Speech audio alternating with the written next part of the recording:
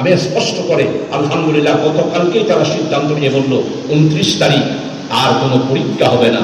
আমরা যদি একটা প্রসেস করব, এই প্রসেসের মাধ্যমে যাদেরকে চাকরি রাখা যোগ্যতা আছে তাদেরকে তাদের এসিআর থেকে, অর্থাৎ এতদিন যে চাকরি করেছে, কেউ 4 বছর, কেউ 5 বছর, কেউ 8 বছর, কেউ 7 বছর, কেউ 10 বছর, এটার ফাইল দেখেই আমরা আস্তে আস্তে করে আমাদের ইসলামী ব্যাংককে বাঁচানোর স্বার্থে যা করা দরকার তাই করব।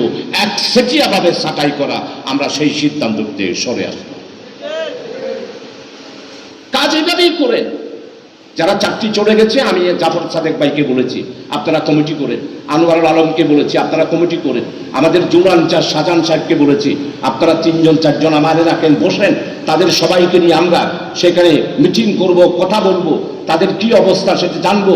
এরপরে এমডিকে, চেয়ারম্যানকে, বাংলাদেশ ব্যাংকের গভর্নরকে, আমাদের ফাইন্যান্স উপদেষ্টা সাহেবকে, আমি ফাইন্যান্স উপদেষ্টার কাছে বলেছি, উপদেষ্টা সাহেব এইভাবে আপনারা চাকরি খেতে পারবেন না।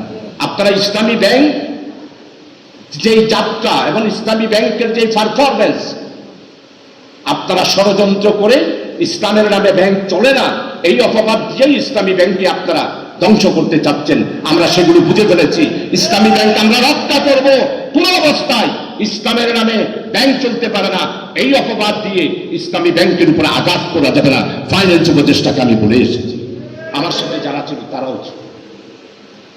ফরিদ ভাই যার পর নাই কাজ করতেছে, যাদের চাকরি চলে গেছে